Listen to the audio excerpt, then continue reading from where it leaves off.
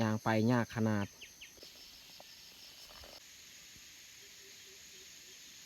นี่ตัวหอยแบบนี้นี่มันพวกที่ใส่โซ่เนาะบอนี่นี่ยากเลย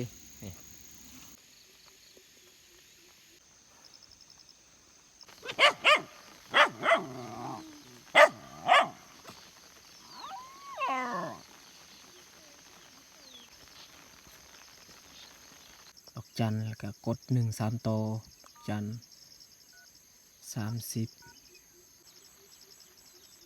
นี่ปะคอยแล้วย้อนว่าค่อยนี่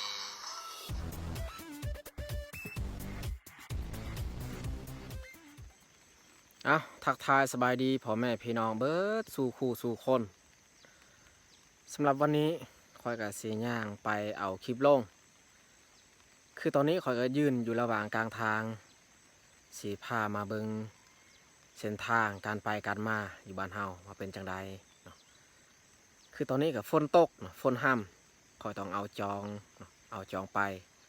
แล้วก็ช่วงกลับจะน้อยก็ต้องได้ใส่จองอย่าเอาฝนตกแห้งตกหนักก็ต้องใส่จองป้องกันไว้โอเคไม่แต่เฮาไปเบิ่งน้ำกันว่าเส้นทางที่เฮาย่างไปย่างมาเป็นจังใดแล้วก็รถสามารถไปได้หรือบ่เนาะตอนนี้นี่มื้นแห้งพี่น้องเอ้ยแต่เฮาเบิ่งบรรยากาศน่าจะเศร้าตกแล้วจะหน่อยนี่ตอนนี้นี่ยังห้ำอยู่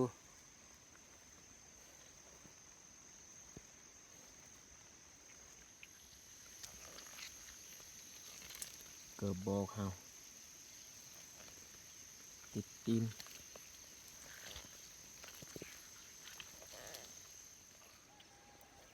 ความไกล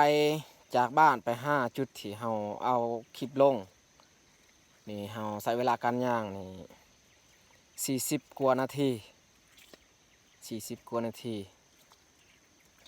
เพราะว่าทางมันยากมันมืนถ้าว่าทางส่วงฝนบ่ตกนี่ก็บ่ฮอดดอกประมาณ20 ปลายนาทีน่าจะฮอดเฮายาง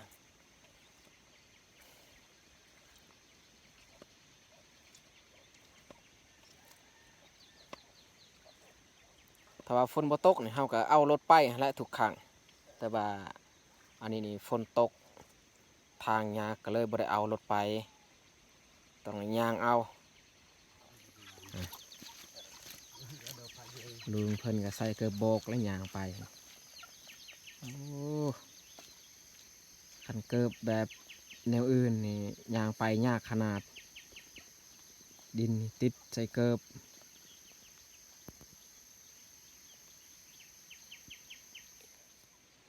เฮาย่างไปแต่ว่าใครแน่มันบ่ไกลปานใด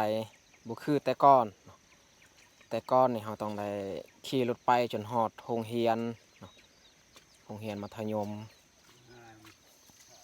ปกตินี่เฮาเอาคลิปลงแมนบริเวณนี้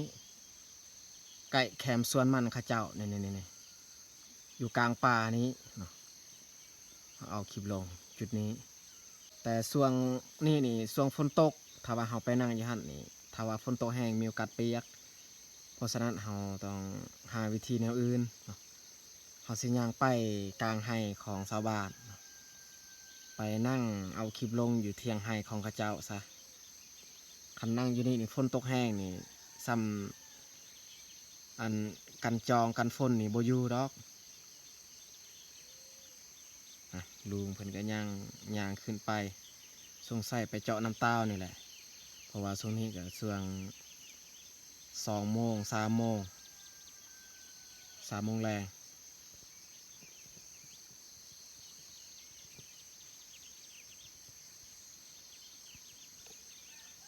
บางทีนี่เฮาสิย่างไปเทียงไร่ของกระเจ้าฮั่นเทียงไร่กระเจ้าเฮาสิไปนั่งอยู่หั่นแหละ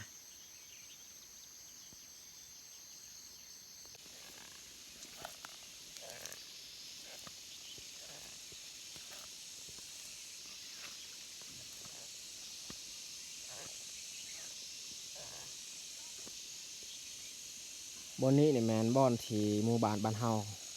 ขุดปีกายเฮาขุดเพราะว่ามันคุดินซ้ำนี้มันคุเฮาขุด ทมอีกเพื่อรถใหญ่สามารถไปได้เพราะว่าปีกายก็มีอัน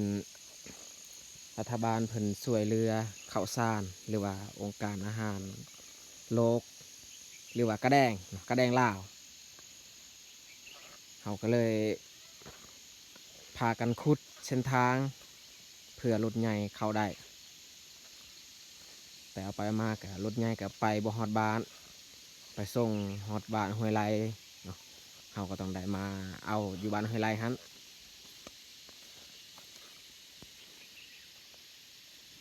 บริเวณนี้ถ้าว่าช่วงหน้าฝนเดือน7เดือน8นี่มันมีโอกาสมันเสาะมันเจือนอีก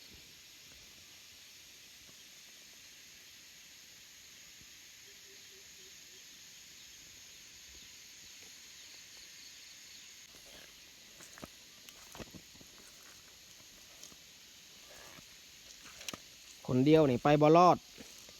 ถ้าว่าขึ้นแต่ลุ่มเนาะลงแต่นี่ใครแน่แต่ว่าขึ้นแต่ลุ่มนี่บ่รอดอีหลีไปต้องไป2 คนมันจึงรอด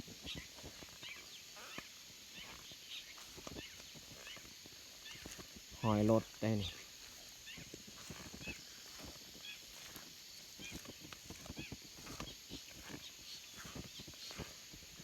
ช่วงนี้นี่เฮาไปเอาคลิปลงกับบ่ได้เอารถไปมันแต่ยางไปหั่นแหละยางไปจนฮอดจุดที่เฮาเคยเอาคลิปลงเอารถไปนี่บ่ได้บ่ผ่านไปคนเดียวนี่ขากลับบ่รอดเพราะว่าขากลับนี่ส่วนหลายขึ้นคอยทุกคนเบิ่งฮะนี่นะรถมันวัน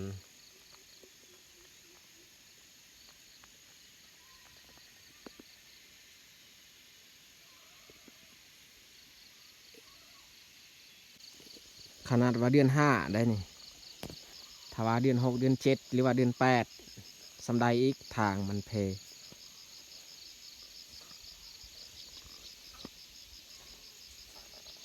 ถ่ายเดือน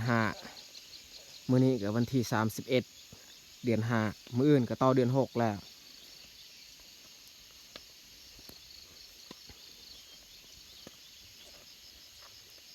คอยนี่ก็ใส่เกอร์โบก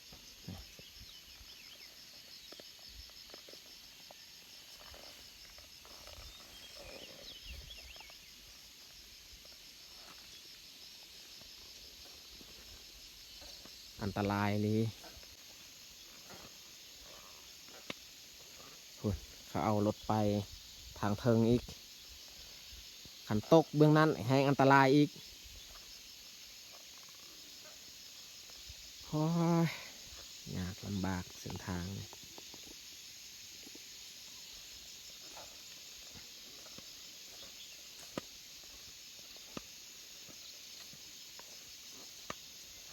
ส่วนหน้าฝนนี่ยากสุดเลยทางเข้าบ้านเฮาส่วนหน้าแล้งก็พอไปพอมาอยู่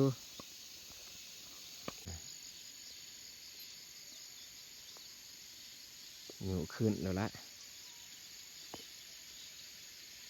คอยนี้กับบ่ได้เฮวสั้นปานใดแต่ว่าคอยมันยาวเหตุให้เวลาเฮายุรถก็บ่ไหว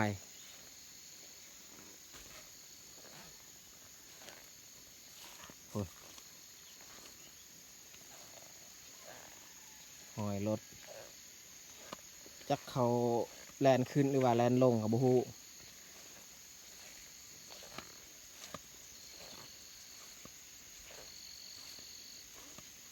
ขันตอนนี้เอารถไปนี่เต็มแต่ดินแล้วมันติดใส่รถเหลืองมือนี่บ่มืนปานใดแม้แต่ดินติดเพราะว่ามันเหนียวแห้งนี่บอนที่ยากสุดเลยนี่บอนนี้นี่ยากไอ้ลี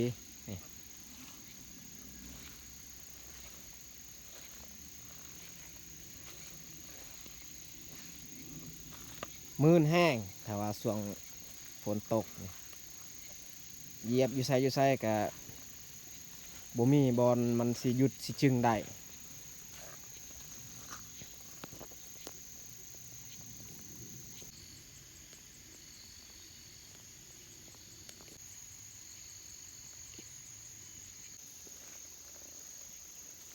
ถ้าว่ามันได้ตกห้องอันนี้แห้งคักอยู่บ่ขึ้น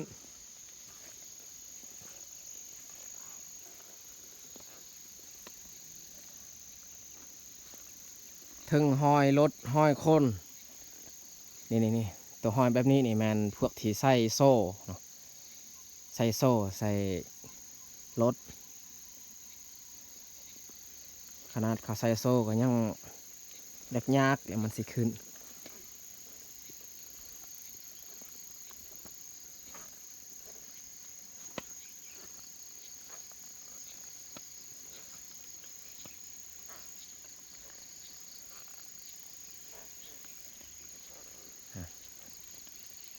มาแต่ไส้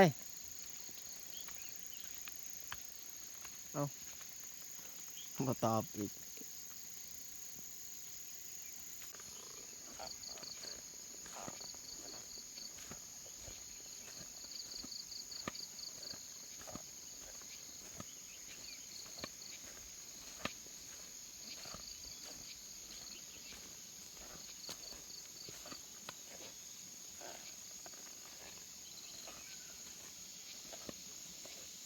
ตรายเลยทางการไปการมา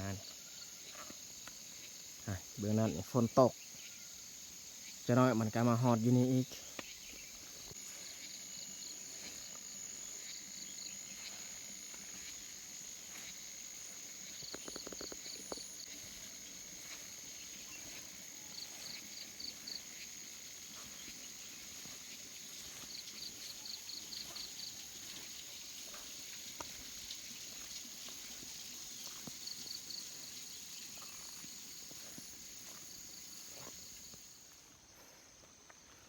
ตอนนี้คอยกระย่างขึ้นฮอดไฮแล้ว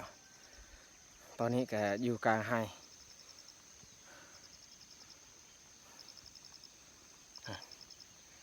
เขาย่างขึ้นจากเส้นทางขึ้นฮอดไฮแล้วย่างผ่านกลางไฮของข้าเจ้าเลย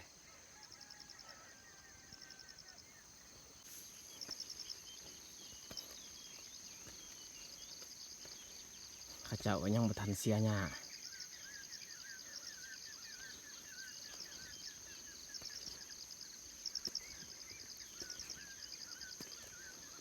สัญญาณที่ข้าเจ้าตั้งในแมนอยู่พูนเบื้องที่ฝนตกฮันจอมผู้ที่ค่อนข้างสูงนี่แหละอยู่จอมผู้อันนี้ข้าเจ้าตั้งหลักสัญญาณแต่เขาเบิ่งแต่นี่เขาบ่เห็น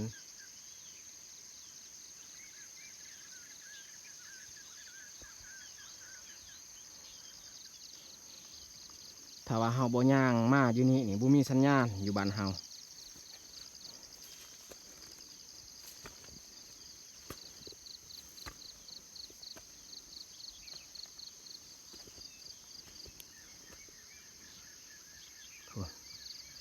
ขนาดว่าฝนตกข้าเจ้าก็ยังเสียหญ้าให้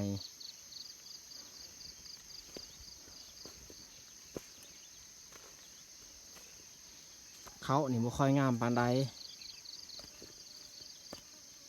อันนี้มันเป็นบอนเนินสูงเขาบ่งาม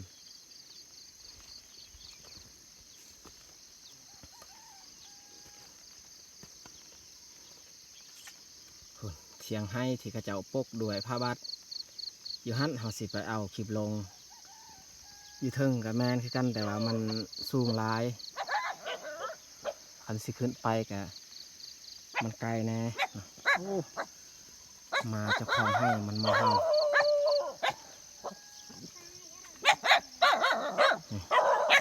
มาสามตัว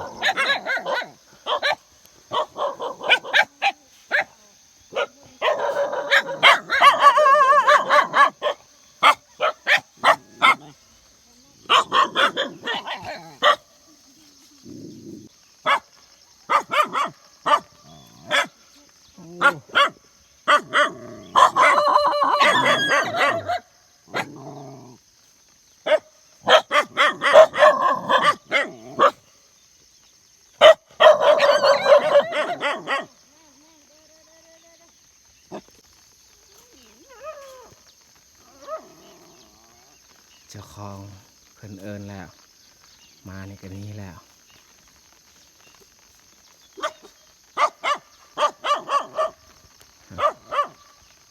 เสียหญ้าบนนี้นี่เข้างามอยู่อันนี้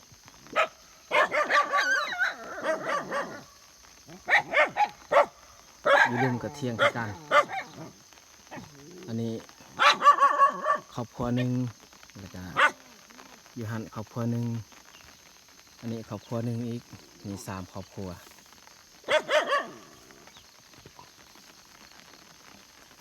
ฝนห้ำอีกแล้ว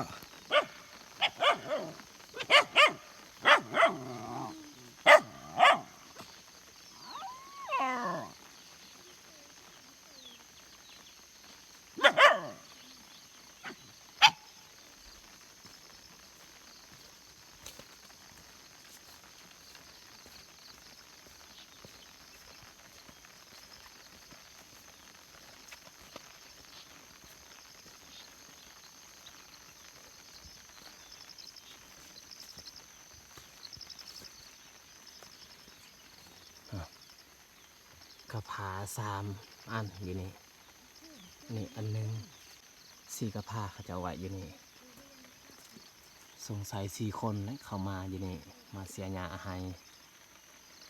เอาสิเขาไปพักก่อนหลังคานี่เขาปกปิดด้วยผ้าบัดเลย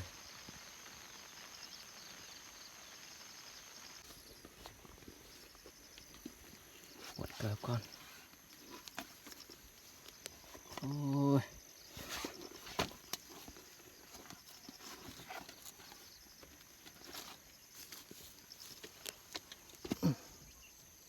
ไหวเกิบอยู่นี่เหล็กแหวก5 ดวงเขาจะเอาไว้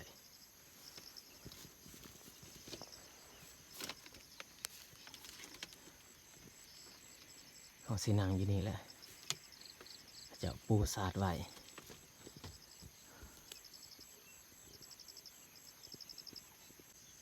ก่อนที่เราจะเอาคลิปลงเนี่ยเราต้องลง Data ไปก่อนลง Data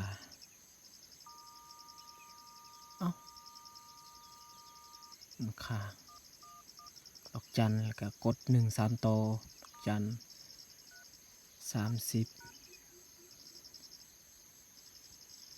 ครั้งหนึ่งเขาลง 3,000 กีบ3,000 กีบเขาลงคลิปได้กับคลิป1นี่แหละเขาลงคลิป1พอดีเบิดเลยถ้าว่า2-3 คลิปเขาก็ต้องได้ลงต่ออีก Data ถ้าเบิ่งมันส่งข้อความจะหน่อยนี่เอาลงทะเบียนเรียบร้อยมันจะสิเปิดเน็ตบัตรนี่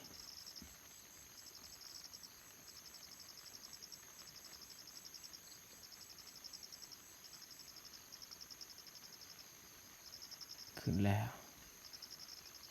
LTE มีการแจ้งเตือน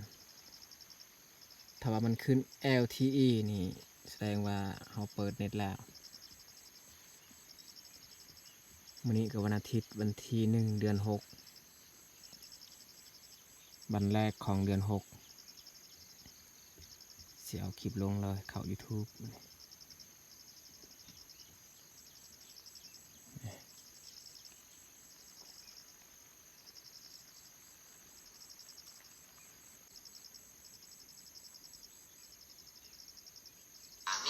นี่ปะคอยแล้ว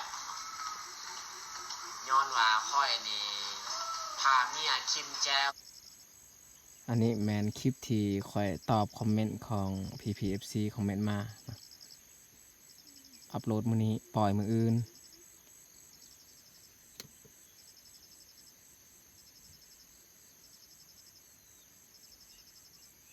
PPFC ก็หลายคนสงสัย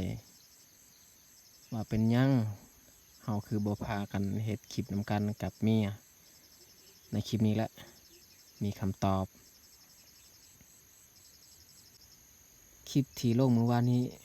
ก็ได้ 3,900 ครั้งคนเบิง ยอดวิวนี่น้อยลงเลยพี่น้องเอ้ยบ่ไปบ่มาแล้วการอัปโหลดคลิปมันมี3 เทื่อมันอัปโหลดแบบนี้อันนี้แมนอัปโหลดแบบว่ากำลังเตรียมนี่ฮอด100%มันก็อัปโหลดใหม่อัปโหลดที่แบบว่ามันใช้เวลาโดนหลังจากอัปโหลดสำเร็จที่มันใช้เวลาโดนแล้วจึงมันดำเนินการแล้วจึงสำเร็จ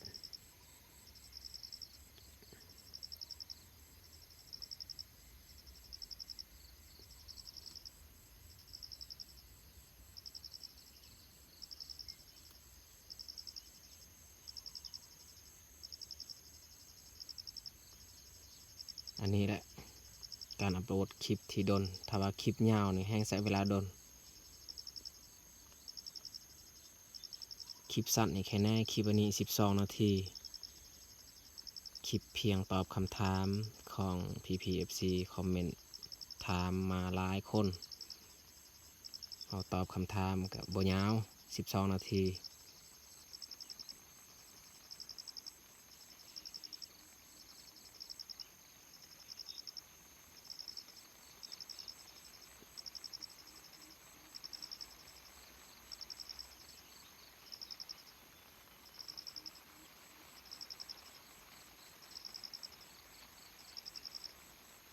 อันนี้เราสามารถปิดหน้าจอไว้ก็ได้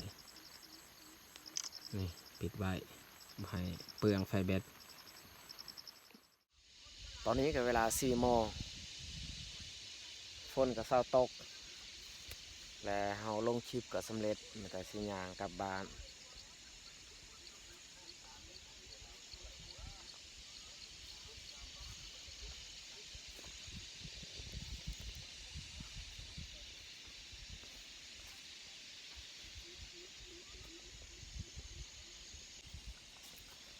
แต่สำหรับคลิปนี้เราก็สิจบลงอยู่นี่เลยต้องขอขอบใจ FC เบิร์ดสุขูสุคนที่คอยเติมเต็มให้กำลังใจมาตลอดคอยเบิ่งคลิปของเรา